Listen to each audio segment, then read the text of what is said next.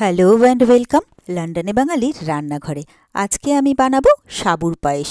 সহজ কিছু উপকরণ দিয়ে খুব কম সময়ের মধ্যে এই মিষ্টি রেসিপিটি কিন্তু বানিয়ে ফেলা যায়। যে কোনো উপোসের সময় বা হালকা ডেজার্ট হিসেবে কিন্তু এটা খেতে দারুণ লাগে। তাহলে চটপট শুরু করি এই পারফেক্ট সাবুর পায়েস। নিয়েছি 50 গ্রাম সাবু। আমি এটা ঘন্টা দুয়েকের জন্য ভিজিয়ে রেখেছিলাম।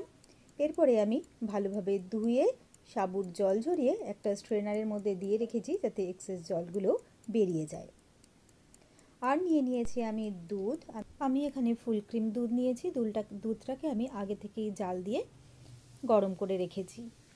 এরপরে আমি নিয়েছি কিছু ড্রাই ফ্রুটস, যার মধ্যে আছে কাজু, আছে কিশমিশ আর আমন্ড, যেটা আমি ছোট ছোট করে কুচিয়ে কেটে নিয়েছি। এরপরে আমি বসিয়ে দিয়েছি গ্যাসে একটা ফ্রাইং প্যানটা গরম হয়ে গেলে আমি তাতে দিয়ে দিচ্ছি ঘিটা একটু গরম হয়ে গেলে আমি যে ড্রাই ফ্রুটসগুলো নিয়েছি সেগুলো আমি এর মধ্যে দিয়ে দেবো, আর ড্রাই ফ্রুটসগুলো একটু আমি ভেজে নেব। দুধ যদি ফুল ক্রিম না নেন সেখানেও কিন্তু কোনো অসুবিধে নেই, তাহলে দুধটাকে একটু বেশিক্ষণ জাল দিয়ে ঘন করে নিতে হবে। তো ড্রাই ফ্রুটসগুলো আমার ভাজা হয়ে গেছে, এগুলো আমি একটা অন্য পাত্রে তুলে নিচ্ছি। এরপরে যে ঘি রইল তার মধ্যে আমি সাবুগুলো দিয়ে দিলাম।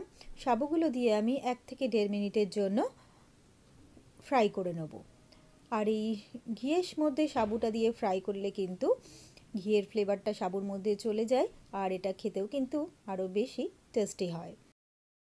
তো সাবুটাকে প্রায় 1 থেকে 1.5 মিনিট আমি ফ্রাই করে নিলাম। এরপরে আমি দুধটা এর মধ্যে দিয়ে দিলাম। ভালোভাবে দুধের মধ্যে সাবুটাকে আমি মিশিয়ে নিচ্ছি। এরপরে আমি এর মধ্যে দিয়ে দেবো 3টে এলাচ। আপনারা চাইলে এখানে এলাচের গুঁড়ো ব্যবহার করতে পারেন। তো সবটাকে ভালোভাবে মিলিয়ে মিশিয়ে দিয়ে এবারে আমি কিছুক্ষণ রান্না হতে দেবো সাবুটা সেদ্ধ হওয়ার জন্য। তবে মাঝে মাঝে নেড়ে চেড়ে দিতে হবে যাতে তলায় লেগে না যায়। তো কয়েক মিনিট হয়ে গেছে, সাবুটা কিন্তু প্রায় সেদ্ধ হয়ে গেছে। আর যেহেতু সাবুটা আমার ভেজানো ছিল 2 ঘন্টা, সেই জন্য কিন্তু সেদ্ধ হতে খুব বেশি সময় লাগবে না। তো সাবুটা আমার সেদ্ধ হয়ে গেছে। এবারে আমি এখানে দিয়ে দিচ্ছি গুড়, চিনি, যে কোনো কিছুই কিন্তু এর মধ্যে ব্যবহার করা যায়। তো আমি এখানে গুড় দিয়ে পায়েসটা বানাচ্ছি। তো গুড়টা দিয়ে আমি ভালোভাবে এটা মিশিয়ে নিচ্ছি। এরপরে আমি যে কাজু, কিশমিশ আর আমন্ড ভেজে রেখেছিলাম আমি সেগুলো এর মধ্যে দিয়ে দিচ্ছি। তো সবগুলো দিয়ে আমি ভালোভাবে নেড়ে চেড়ে নেব। আর এই সাবুর পায়েসটা কিন্তু আমি খুব বেশি ঘন করব না, একটু পাতলা করেই রাখবো, কেন ঠান্ডা হয়ে গেলে কিন্তু পায়েসটা জমে যাবে। তো একটু ফুটিয়ে নিয়েই আমি গ্যাসটাকে অফ করে দিলাম। সাবুর পায়েস কিন্তু আমার একদম রেডি হয়ে গেছে। এবারে আমি একটা বোল নিয়ে নিচ্ছি, সাবুর পায়েসটা আমি বোলে ঢেলে নিচ্ছি সার্ভ করার জন্য।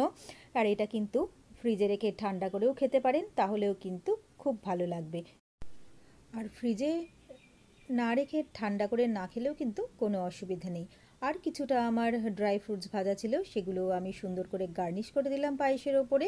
আর এইভাবে সাবুর পায়েস বানিয়ে কিন্তু বাচ্চাদেরকেও খাওয়ানো যেতে পারে।